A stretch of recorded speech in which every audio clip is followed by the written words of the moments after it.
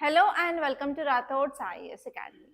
So ఈ రోజు మనం 24th ఆగస్ట్ 2024లో వచ్చిన కరెంట్ అఫైర్స్ అని తెలుగులో చూద్దాం. సో డైరెక్ట్గా ఒక్కొక్క ఆర్టికల్ తీసుకొని డీటెయిల్గా అనాలిసిస్ అయితే చేద్దాం ఈ క్లాస్లో. సో యాక్చువల్లీ ఈరోజు సాటర్డే కాబట్టి మీకు ఓపెన్ పేజ్ లేదు, okay, normal text and context ఉండదు కాబట్టి చాలా తక్కువ నెంబర్ ఆఫ్ ఆర్టికల్స్ అనేవి ఈరోజు మీ ఎగ్జామ్ పాయింట్ ఆఫ్ వ్యూలో ఇంపార్టెంట్గా కనిపిస్తున్నాయి.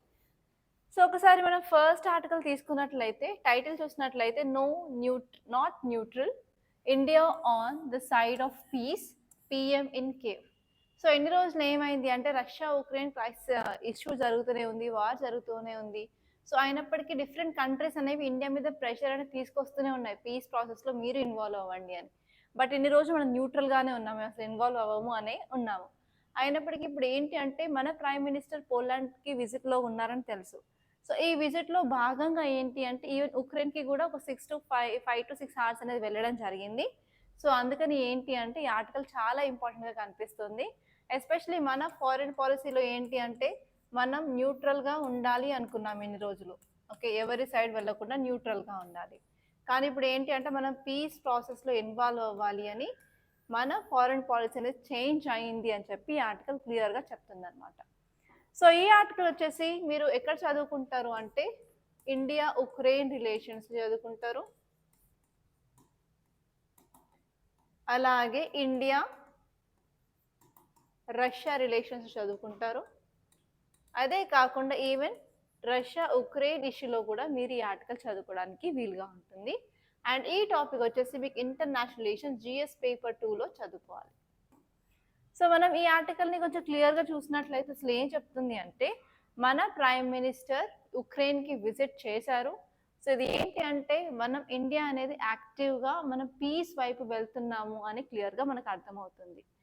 అదే కాకుండా ఈ మీట్లో ఏంటి అంటే మన ప్రైమ్ మినిస్టర్ దేని మీద ఫోకస్ చేయడం జరిగింది, ఫస్ట్ వచ్చేసి టెరిటోరియల్ ఇంటిగ్రిటీ మీద, నెక్స్ట్ వచ్చేసి ఏంటి అంటే హ్యుమానిటేరియన్ సపోర్ట్ ఇవ్వాలి అని, అలాగే మన ఇండియా అనేది కోఆపరేట్ చేస్తుంది ఉక్రెయిన్తో అన్నట్టు కూడా చెప్పడం జరిగింది. అదే కాకుండా మన ఉక్రెయిన్తో 4 అగ్రిమెంట్స్ అనేది సైన్ చేయడం జరిగింది ఈ మీట్లో. దానివల్ల కూడా మన bilateral relations India Ukraine relations అనేది ముందుకు సాగుతున్నాయని కూడా అర్థమవుతుంది. సో ఇక్కడ మీరు చూడాల్సిన ఇంపార్టెంట్ పాయింట్స్ ఏంటి అంటే మన ఫారిన్ పాలసీలో షిఫ్ట్ అనేది జరిగింది అని మనకు అర్థమవుతుంది.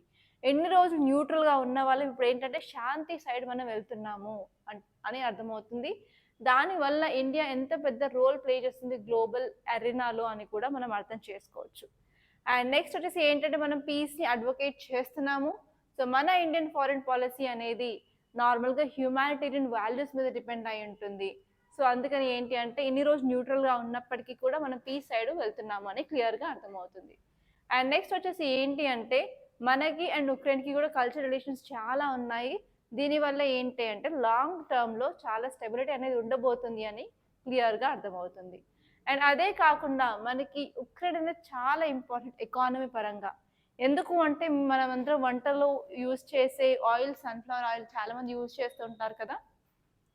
సో ఈ సన్ఫ్లవర్ ఆయిల్ అనేది మనకి మేజర్లీ ఉక్రెయిన్ నుంచి వస్తుంది. సో ఉక్రెయిన్కి ఇండియాకి రిలేషన్స్ అనేది అటు ఇటు తేడా ఏమైనా జరిగితే కంపల్సరీ ఆయిల్ ప్రైస్ అనేది ఇంక్రీజ్ అవ్వడం డిక్రీజ్ అవ్వడం జరుగుతుంది అనమాట. సో మనకి స్టేబుల్గా ఆయిల్ ప్రైజెస్ ఉండాలి అంటే మనకి ఉక్రెయిన్తో చాలా మంచి సత్సంబంధాలు ఉండాలని క్లియర్గా అర్థమవుతుంది. అండ్ అదే కాకుండా ఇలా వార్స్ జరిగినప్పుడు ఎవరి మీద ఎక్కువ ఇంపాక్ట్ ఉంటుంది, ఎస్పెషల్ చిన్నపిల్లలు, ఆడవాళ్ళు, అలాగే వృద్ధాప్యులు, వాళ్ళ మీద ఎక్కువ ఇంపాక్ట్ ఉంటుంది కదా. సో అందుకని ఏంటి అంటే మన ఇండియా మన కంట్రీ అనేది ఎక్కువ చిల్డ్రన్ మీద ఫోకస్ చేస్తుంది, చిల్డ్రన్ సేఫ్టీ మీద. సో అలా మనం హ్యుమానిటేరియన్ యాంగిల్ కూడా చూపిస్తున్నాం అని చెప్పి క్లియర్గా అర్థమవుతుంది. సో అలాగే మనం ఇప్పుడు 4 అగ్రిమెంట్స్ అనేది సైన్ చేసుకున్నామని చెప్పాను కదా. సో ఈ 4 అగ్రిమెంట్స్ వల్ల ఏంటి అంటే మన బైలాటరల్ రిలేషన్స్ అనేది ఇంప్రూవ్ అయ్యే ఛాన్సెస్ చాలా చాలా ఎక్కువగా ఉన్నాయి. అదే కాకుండా మనకి ఏంటంటే పీస్ ప్రాసెస్లో కూడా మనం ఎంగేజ్ అయి ఉన్నాం కాబట్టి ఒక కంటిన్యూడ్ ఎంగేజ్మెంట్ అనేది కూడా కనిపిస్తుంటుంది.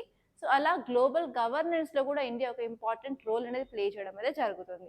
సో ఈ పాయింట్స్ అన్ని తెలుసుకుంటే సరిపోతుంది. అండ్ నెక్స్ట్ ఆర్టికల్ వచ్చేసి SEBI bans Anil Ambani 24 others from capital market and imposes 624 crore rupees as fine. So ఇప్పుడు యాక్చువల్లీ మీకు ఇక్కడ చూసుకోవాల్సింది 2 ఇంపార్టెంట్ కీవర్డ్స్ అనమాట. ఫస్ట్ వచ్చి SEBI, securities exchange board of India, and second వచ్చేసి క్యాపిటల్ మార్కెట్. ఈ టాపిక్ డైరెక్ట్గా మీరు జిఎస్ పేపర్ 3 ఎకానమీలో చదువుకుంటారు.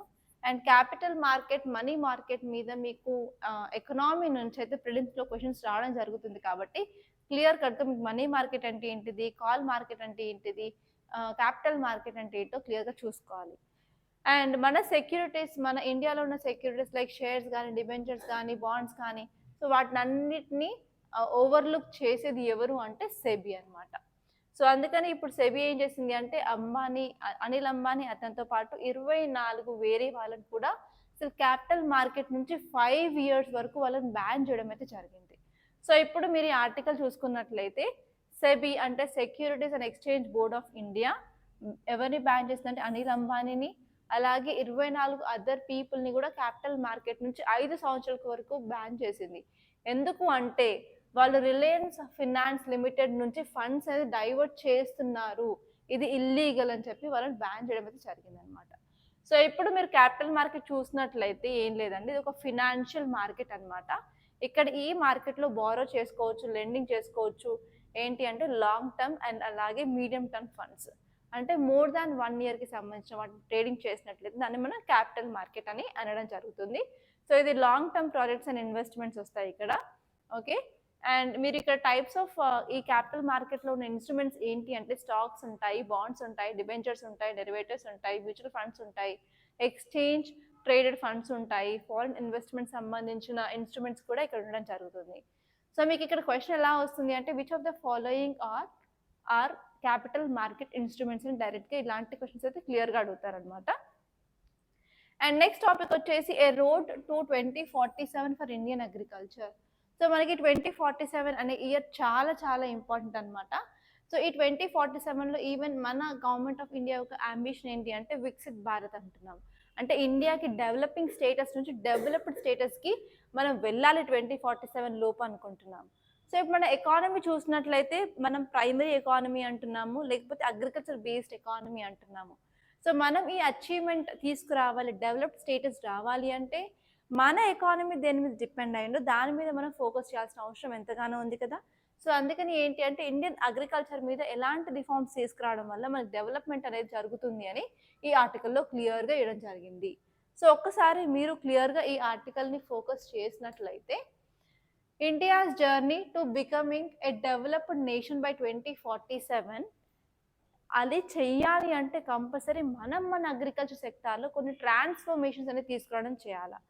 అలాంటి చేంజెస్ ఏంటి అంటే ఫస్ట్ సస్టైనబుల్ ప్రాక్టీసెస్, నెక్స్ట్ వచ్చి అడ్వాన్స్ టెక్నాలజీ తీసుకురావాలి, అలాగే బెటర్ మార్కెట్ యాక్సెస్ అనేది తీసుకురావాలి అని చెప్తున్నారు. అదే కాకుండా మన గవర్నమెంట్ అనేది స్వామిత్వ, అలాగే పిఎం కిసాన్, ఈ నామ్ అనేది తీసుకురావడం వల్ల కొంత సపోర్ట్ అయితే ఫార్మర్స్కి ప్రొవైడ్ చేస్తున్నాము. అయినప్పటికీ మన అగ్రికల్చర్ సెక్టర్లో చాలా ఛాలెంజెస్ ఉన్నాయి. అవి ఏంటంటే క్లైమేట్ చేంజ్ ఉంది, పాపులేషన్ గ్రోత్ ఉంది, ఫుడ్ ఇన్సెక్యూరిటీ ఉంది. సో వాటిని కూడా మనం కంట్రోల్ చేయాలన్నట్టు ఈ ఆర్టికల్ అయితే క్లియర్గా సమ్మరీలో చెప్పారనమాట. సో ఇప్పుడు మీరు డీటెయిల్గా ఒక్కొక్క పాయింట్ చూసుకున్నట్లయితే మన దగ్గర ఎకనామీ డిస్పారిటీ అనేది ఉంది అని చెప్తున్నారు. సో ఇది ఏంటి అంటే నార్మల్గా మన పాపులేషన్, మన ఇండియాలో ఉన్న పాపులేషన్ 46% వరకు అందరూ అగ్రికల్చర్లో పని చేస్తున్నారు. అయినప్పటికీ ఈ అగ్రికల్చర్ కాంట్రిబ్యూట్ చేసేది మన జీడిపికి ఎంత అంటే జస్ట్ 18% మాత్రమే. ఎంతమంది వర్క్ చేస్తున్నా కూడా లాస్ట్కి వచ్చేది తక్కువ. సో అందుకని ఏంటి అంటే మనం ఈ అగ్రికల్చర్లో ఫోకస్ చేయాల్సింది ప్రొడక్టివిటీ ఇంక్రీజ్ చేయడం మీద, అలాగే ఇన్నోవేషన్ టెక్నాలజీ కూడా యూజ్ చేయాలని చెప్పి ఈ ఆర్టికల్ అయితే చెప్పడం జరిగింది. అండ్ నెక్స్ట్ వచ్చేసి మన దగ్గర climate change or climate challenges చాలా ఉన్నాయి.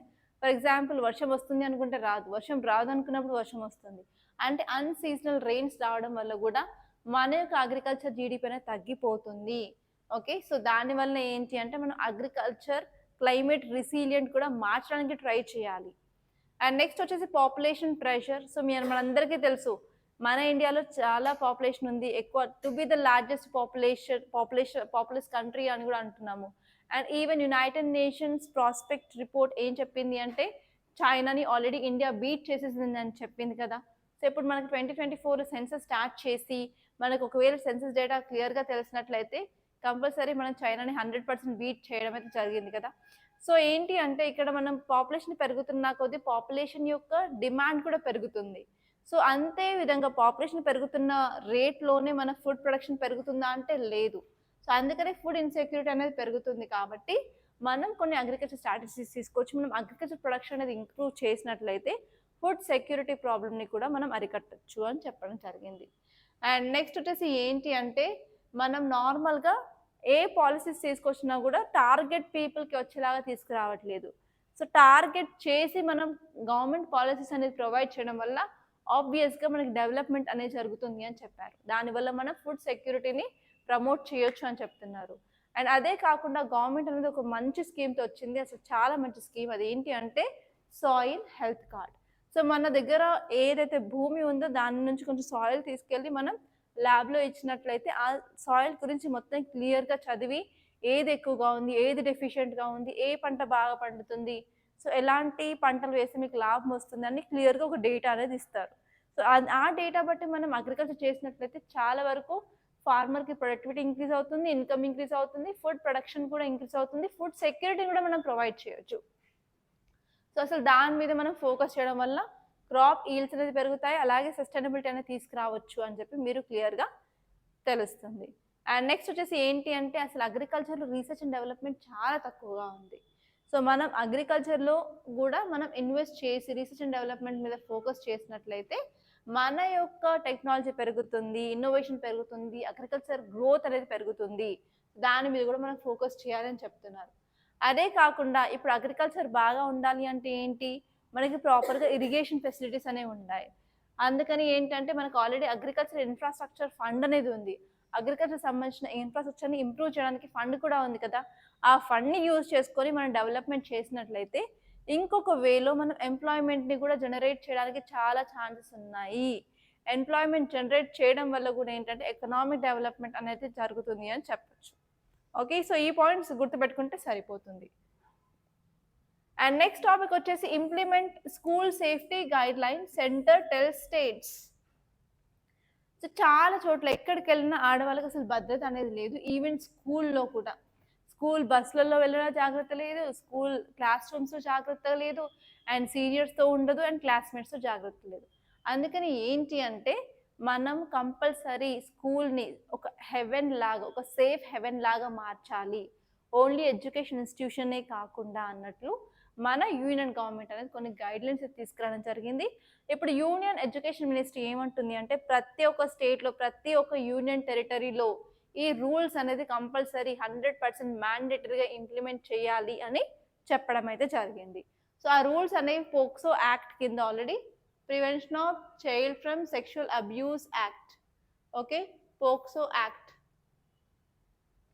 ఓకే, పోక్సో యాక్ట్ 2012లో తీసుకొచ్చారు. సో ఈ యాక్ట్ ప్రకారం 2021లో రూల్స్ అయితే తీసుకురావడం జరిగింది. ఈ రూల్స్ని కంపల్సరీ ఇప్పుడున్న స్కూల్స్లో ఇంప్లిమెంట్ చేయాలి 100%. అసలు ఎలాంటి ఎగ్జామ్షన్ లేదు అని చెప్పి క్లియర్గా మన యూనియన్ ఎడ్యుకేషన్ మినిస్ట్రీ అనేది చెప్పడం జరిగింది. సో ఇప్పుడు మీరు క్లియర్గా చూసినట్లయితే రీసెంట్గా చాలామంది ప్రొటెస్ట్ అయితే చేశారు. ఎందుకంటే 2 అమ్మాయిలు, 4 సంవత్సరాల అమ్మాయిలు, ఓకే, 4 సంవత్సరాల అమ్మాయిలు స్కూళ్ళలో ఇలా సెక్షువల్ అబ్యూస్ జరిగింది వాళ్ళకి. దానివల్ల ఏంటి అంటే అక్కడ మహారాష్ట్రలో సో కమ్యూనిటీ మొత్తం ప్రొటెస్ట్ అయితే చేయడం జరిగింది. దానివల్ల ఇప్పుడు union government, okay, union education ministry అనేది స్టేట్స్కి, యూనియన్ టెరిటరీస్కి కంపల్సరీగా ఇంప్లిమెంట్ చేయాల్సిన అవసరం ఉంది అని చెప్పడం జరిగింది అనమాట. సో ఇప్పుడు మీరు ఈ గైడ్లైన్స్ ఎందుకు చేయాలి, ఇంప్లిమెంట్ చేయాలి అంటే సేఫ్టీ కోసం, సెక్యూరిటీ కోసం, అలాగే ఎవరు ఇలాంటి ఇన్సిడెంట్స్ జరిగితే అకౌంటబుల్ వహిస్తారు, అండ్ ఎస్పెషలీ ప్రివెంటివ్ ఎడ్యుకేషన్ దాని మీదే కాకుండా ఇలా ఎన్ని అఘాయిత్యాలను అసలు బయటకైతే చాలా వరకు రావు. అసలు రిపోర్టింగ్ చాలా తక్కువగా ఉంటుంది. సో రిపోర్టింగ్ ఇంక్రీజ్ చేయడానికి, అలాగే ప్రాపర్గా లీగల్ ప్రొవిజన్స్ తీసుకురావడానికి చాలా యూజ్ అవుతుంది అనమాట. సో ఈ సేఫ్టీ గైడ్లైన్స్ అనేది మనం పోక్సో యాక్ట్ 2021 రూల్స్ అనేది కంపల్సరీ ఇంప్లిమెంట్ చేయాలని చెప్పారు. అదే కాకుండా ఇప్పుడు ఇంప్లిమెంటేషన్ అనేది చాలా తొందరగా, వెరీ అర్జెంట్ అన్ని స్కూళ్ళల్లో ఇంప్లిమెంట్ చేయాలని చెప్పారు. అండ్ నెక్స్ట్ వచ్చేసి ఏంటంటే కమ్యూనిటీ కూడా చాలా రెస్పాన్స్ అవుతుంది, ఇంతకుముందు ఇలాగా లేదు కమ్యూనిటీ. సో ఇలా ఏమన్నా ఇన్సిడెంట్ జరిగినట్టయితే ఆ ఫ్యామిలీ మెంబర్స్ కంటే ఎక్కువ కమ్యూనిటీని రియాక్ట్ అవుతున్నారు. అసలు కమ్యూనిటీ సేఫ్టీ మీద చాలా ఫోకస్ చేస్తున్నారు. సొసైటల్ ఇంటాలరెన్స్ అనేది చాలా చాలా పెరిగింది. అండ్ ఈవెన్ కమ్యూనిటీ అనే వాళ్ళు అకౌంటబిలిటీని కూడా అడుగుతున్నారు. ఎవరు ఇలాంటి ఇన్సిడెంట్స్కి రెస్పాన్సిబుల్ వహిస్తారు, ఆన్సర్ చేస్తారు అన్నట్టు కూడా గట్టిగా అడగడం జరుగుతుంది.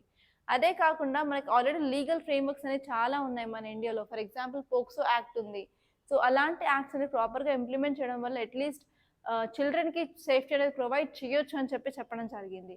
అండ్ నెక్స్ట్ వచ్చేసి ఏంటంటే అదే కాకుండా మనం ఇలాంటి ఇన్సిడెంట్స్ జరగకుండా ఉండడానికి అసలు గుడ్ టచ్ అంటే ఏంటిది, బ్యాడ్ టచ్ అంటే ఏంటి, చిన్న పిల్లలకి ముందే నేర్పించాల్సిన అవసరం ఉంది. ఏ బాడీ పార్ట్స్‌ని ఎవరితో touch L L A body parts touch చేస్తే అది గుడ్ టచ్చా లేకపోతే బ్యాడ్ టచ్చా అని అంటారు. సో అలా బ్యాడ్ టచ్ ఉన్నప్పుడు ఎలా వాళ్ళు రెస్పాండ్ అవ్వాలి, వాళ్ళకు కొన్ని ప్రివెంటివ్ ఎడ్యుకేషన్ గురించి చెప్పాలా, అలాగే ఏంటి అంటే ఇలా అబ్యూస్ జరిగినప్పుడు ప్రాపర్ రిపోర్టింగ్ గురించి, ప్రాపర్ కల్చర్ గురించి, ప్రాపర్ చైల్డ్ సేఫ్టీ గురించి కూడా మనం ఎన్షూర్ చేయడానికి ట్రై చేయాలి. అండ్ అదే కాకుండా ఇప్పుడు ఈ రూల్స్ అనేది ఇంపోజ్ చేసినట్లయితే అసలు స్కూల్ అనేది మేనేజ్మెంట్ అనేది అకౌంటబుల్ వహించాల్సి వస్తుంది. కాబట్టి అట్‌లీస్ట్ వాళ్ళు కొన్ని మెజర్స్ అయితే తీసుకోవడం జరుగుతుంది. అండ్ నెక్స్ట్ వచ్చేసి ఏంటి అంటే ప్రతి ఒక్క స్టేట్స్ కానీ, యూనియన్ టెరిటరీస్ కానీ సో వాళ్ళు ఈ చైల్డ్ సేఫ్టీ గురించి కంపల్సరీ అండర్‌స్టాండ్ చేసుకొని వాళ్ళు ఇలాంటి అప్రోచెస్ అనేది తీసుకురావడం వల్ల మనకి ఫ్యూచర్‌లో వచ్చే ఛాలెంజెస్‌ని కూడా అడ్రెస్ చేయడానికి మనకి వీలుగా ఉంటుంది అని చెప్పడం జరిగింది. సో ఒక్కసారి మనం ఈ పర్పస్ ఏంటి గైడ్‌లైన్స్ తీసుకురావడానికి అంటే ఫస్ట్ వచ్చేసి ఏంటి అంటే స్కూల్ ఒక ఎన్వైర్న్మెంట్ అంటే ఒక ఓన్లీ చదువుకోవడానికి యూజ్ చేసుకునే ఎన్వైర్న్మెంటే కాకుండా even safe environment, secure environment అని చెప్పడానికి యూజ్ అవుతుంది. అండ్ అదే కాకుండా ఏంటి అంటే అసలు ఆ స్కూల్‌లో ఇన్వాల్వ్ అయిన వాళ్ళు లైక్ టీచర్స్ అవ్వనివ్వండి, టీచింగ్ స్టాఫ్ కానీ, నాన్ టీచింగ్ స్టాఫ్ కానీ లైక్ ఇంకా చాలామంది ఉంటారు కదా! సో వాళ్ళందరూ అక్కడ ఉన్న వాళ్ళందరికీ ఏంటంటే అసలు ఎలాంటి యాక్ట్స్ ఉన్నాయి, ఎలాంటి పాలిసీస్ ఉన్నాయి, ప్రొసీజర్స్ ఉన్నాయి, గైడ్‌లైన్స్ ఉన్నాయి. సో అవి సేఫ్టీ ఎలా ప్రొవైడ్ చేసింది, సెక్యూరిటీ ఎలా ప్రొవైడ్ చేసింది ప్రతి ఒక్కరికి తెలియాల్సిన అవసరం ఎంతగానో ఉంది. అండ్ నెక్స్ట్ వచ్చేసి ఏంటి అంటే ప్రతి ఒక్కరికి క్లారిటీ అనేది ఉండాలి. వాళ్ళ రోల్ అంటే ఏంటి, వాళ్ళ ఇంప్లిమెంటేషన్ రూల్స్ ఏంటి. ఫర్ ఎగ్జాంపుల్ ప్రిన్సిపల్ ఉన్నారు. ప్రిన్సిపల్ అన్ని పనులు చేయలేరు. టీచర్స్ ఉన్నారు. టీచర్స్ అన్ని చేయలేరు. సో ప్రతి ఒక్కరికి వాళ్ళ యొక్క రెస్పాన్సిబిలిటీ ఏంటి, రోల్ ఏంటో తెలుసుకోవాలి. ఈవెన్ ట్రాన్స్‌పోర్ట్ విషయంలో కూడా బస్ డ్రైవర్స్ చాలా మంది ఇలా సెక్షువల్ అబ్యూస్ చేస్తున్నారు అగెయిన్స్ట్ చిల్డ్రన్ మీద. సో అలా ప్రతి ఒక్క రోల్, రెస్పాన్సిబిలిటీ అనేది క్లియర్‌గా తెలిసినట్లయితే కొంత మేరకు ఇలాంటి ఈవెంట్స్ అనేది తగ్గించొచ్చు. అండ్ నెక్స్ట్ వచ్చేసి ఏంటి అంటే అసలు ఎవరు అకౌంటబుల్, సో జవాబు ఎవరు చెప్పాలి, ఆన్సరబిలిటీ ఎవరు చెప్పాలి అన్నట్టు కూడా ఈ రూల్స్‌లో క్లియర్ కట్‌గా ఇవ్వడం జరిగింది కాబట్టి ఇప్పుడు స్కూల్ మేనేజ్మెంట్ కానీ, ప్రిన్సిపల్స్ కానీ, టీచర్స్ కానీ వాళ్ళు రెస్పాన్సిబుల్ అని క్లియర్‌గా ఈ రూల్స్‌లో ఉన్నాయి. సో ఇంతవరకు అసలు ఎవరు రెస్పాన్సిబుల్ వహిస్తారో తెలీదు. కానీ వన్స్ ఈ రూల్స్ అనేది ఇంప్లిమెంటేషన్‌లోకి వస్తే కంపల్సరీ మేనేజ్మెంట్ అనేది రెస్పాన్సిబుల్ అని క్లియర్‌గా ఈ రూల్స్‌లో ఇవ్వడం జరిగింది. అండ్ నెక్స్ట్ ఏంటంటే జీరో టాలరెన్స్ పాలసీ. అంటే ఇలాంటి తప్పు జరిగినప్పుడు ఎవరైనా సరే విడిచిపెట్టేది లేదు. కంపల్సరీ పనిష్మెంట్ అనేది ఉంటుంది అని చెప్పడానికి ఈ జీరో టాలరెన్స్ పాలసీ అనేది ఇంప్లిమెంట్ చేయడం వల్ల ఏంటంటే కొంత మేరకు ఇలాంటి ఇన్సిడెంట్స్ తగ్గించవచ్చు. అండ్ నెక్స్ట్ ఆర్టికల్ చూసుకున్నట్లయితే space sector contributed 20,000 crore rupees to India's GDP over last decade. So నిన్న మనం నేషనల్ స్పేస్ డేని సెలబ్రేట్ చేసుకున్నాము. ఇది ఫస్ట్ ఎవర్ అంటే ఇండియాలో ఫస్ట్ టైం నేషనల్ స్పేస్ డేని సెలబ్రేట్ చేసుకున్నాం. ఎందుకు అంటే చంద్రయాన్ 3 సక్సెస్ఫుల్ ల్యాండింగ్ చేసిన తర్వాత ఇది ఫస్ట్ యానివర్సరీ అనమాట. 23rd August 2023లో లాంచ్ చేసాము. సో నిన్న 23rd August 2024 కదా, 1 year అయింది కదా. సో ఈ యానివర్సరీ రోజు ఏంటి అంటే నేషనల్ స్పేస్ డేని సెలబ్రేట్ చేసుకుంటున్నాం. సో ఈ సందర్భంగా కొన్ని ఇంపార్టెంట్ డీటెయిల్స్ అనేది ఇచ్చారు. మన స్పేస్ సెక్టార్ ఎలా మన ఎకానమీకి కాంట్రిబ్యూట్ చేస్తుంది, సో ఎలా మనకి జీడిపికి కాంట్రిబ్యూట్ చేస్తుంది, లైక్ ఎలా ఎంప్లాయ్మెంట్ని క్రియేట్ చేస్తుంది, సో దీనివల్ల అడ్వాంటేజెస్ ఏంటో కొన్ని పాయింట్స్ అయితే చెప్పడం జరిగింది. సో ఒక్కసారి మీరు అవి క్లియర్గా చూసుకున్నట్లయితే ఆ డేటా అనేది మీరు డైరెక్ట్గా ఆన్సర్స్లో రీప్రజెంట్ చేస్తే బాగుంటుంది. అండ్ ఈవెన్ ఆ డేటాని మీరు ఎస్ఏలో కూడా రాసుకోవడానికి వీలుంటుంది. సో ఇప్పుడు ఆర్టికల్ చూస్తున్నట్లయితే Indian space sector contributed approximately 20,000 crore rupees. ఇది వచ్చేసి $24 billion మన జీడిపికి కాంట్రిబ్యూట్ అయితే చేయడం జరిగింది. అదే కాకుండా 96,000 జాబ్స్ కూడా క్రియేట్ చేశారనమాట. సో ఇప్పుడు మీరు కీ పాయింట్ చూసుకున్నట్లయితే ఈ స్పేస్ సెక్టార్ వల్ల కూడా మన ఎకనామీకి కొంత గొప్ప కాంట్రిబ్యూషన్ అయితే ఉంటుంది ఇక్కడ. అండ్ నెక్స్ట్ వచ్చేసి ఏంటి అంటే మనం బాగా రాణిస్తున్నాము అంటే ఆబ్వియస్గా మన డిఫరెంట్ కంట్రీస్ నుంచి ఇన్వెస్ట్మెంట్ కూడా వస్తుంది, అలాగే డిఫరెంట్ కంట్రీస్ నుంచి సపోర్ట్ కూడా రావడం జరుగుతుంది. అండ్ నెక్స్ట్ వచ్చేసి ఏంటి అంటే 96,000కి పైగా జాబ్స్ అనేది క్రియేట్ చేయడం జరిగింది. అంటే ఈ స్పేస్ సెక్టార్ ఈవెన్ ఎంప్లాయ్మెంట్ని కూడా సపోర్ట్ చేస్తుంది, అలాగే స్కిల్ కూడా ఇంప్రూవ్ చేస్తుంది. ఇంకొకటి ఏంటంటే మనం $1 ఇక్కడ ఇన్వెస్ట్ చేసినట్లయితే మనకి రిటర్న్గా మల్టిప్లై అవుతుంది. మనకి వచ్చే ఇన్వెస్ట్మెంట్ 2.54 $2.5 అనేది మనకి రిటర్న్ వస్తున్నాయి. కాబట్టి ఇది ఒక మంచి ఇన్వెస్ట్మెంట్ అని చెప్పచ్చు. అదే కాకుండా ఇంకోటి ఏంటంటే మనకి ఆల్రెడీ గవర్నమెంట్ అనేది రీసెర్చ్ కోసం చాలా ఇనిషియేటివ్స్ అనేది తీసుకొస్తుంది. ఓన్లీ ఇస్రోనే కాకుండా ఇస్రో మిగతా కంట్రీస్తో ఉన్న సమ్ ఏజెన్సీస్తో అలాగే ఇండియాలో ఉన్న ప్రైవేట్ ఏజెన్సీస్తో కుమ్మక్కై నార్మల్గా రీసెర్చ్ అనేది ఎక్కువ చేస్తుంది. దానివల్ల మనకు సోషో ఎకనామిక్ ఇంపాక్ట్స్ చాలా ఉన్నాయి. అదే కాకుండా మనం ఇలాంటి నేషనల్ స్పేస్ డే సెలబ్రేషన్ చేసినందుకు ఏంటి అంటే మనం మిగతా కంట్రీస్లో కూడా మన ఇండియా ప్లేస్ ఏంటి, ఇండియా ప్రైడ్ ఏంటి, అసలు ఇండియాలో స్పేస్ ఎక్స్ప్లోరేషన్ ఎలా జరుగుతుంది అవన్నీ తెలుస్తాయి. అదే కాకుండా ఫ్యూచర్ జనరేషన్ వాళ్ళని కూడా ఈ స్పేస్ సెక్టార్లోకి రానివ్వడానికి కూడా ఇన్స్పిరేషన్గా ఉంటుంది. అందుకే మనం ఇలాంటి డేస్ని సెలబ్రేట్ చేసుకుంటాం అనమాట. అండ్ అదే కాకుండా ఏంటి అంటే ఫ్యూచర్లో కూడా ఇండియన్ స్పేస్ సెక్టర్ ఎలా మన గ్రోత్కి యూజ్ అవుతుంది, అలాగే ఇంటర్నేషనల్ కొలాబరేషన్ ఎలా చేయాలో కూడా మనకి తెలుస్తుంది. అండ్ నెక్స్ట్ టాపిక్ వచ్చేసి ఏంటి అంటే India records highest trade deficit with China. So ఇక్కడ ఇంపార్టెంట్ కీవర్డ్ ఏంటి అంటే ట్రేడ్ డెఫిసిట్. సో ట్రేడ్లో ఏముంటాయండి, యాక్చువల్గా మనకి ఇంపోర్ట్స్ ఉంటాయి, ఎక్స్పోర్ట్స్ ఉంటాయి. సో ఎప్పుడైనా సరే ఇంపోర్ట్స్ ఎక్కువ ఉంటే మనం దాన్ని డెఫిసిట్ అంటాము. అండ్ ఎక్స్పోర్ట్స్ ఎక్కువగా ఉన్నట్లయితే దాన్ని మనం సర్ప్లస్ అంటాము. సో ఇప్పుడు మనం చైనాతో చూసుకుంటే ఏంటంటే మనం చాలా వరకు ఇండియాలో యూజ్ చేసే రా మెటీరియల్ కానీ చాలా వరకు మనం చైనా నుంచి తెచ్చుకోవడం జరుగుతుంది. కాబట్టి ఆబ్వియస్గా ఇంపోర్ట్స్ ఎక్కువ ఉంటాయి చైనాతో అని మనకి ఇక్కడ క్లియర్గా చెప్పడం జరిగింది.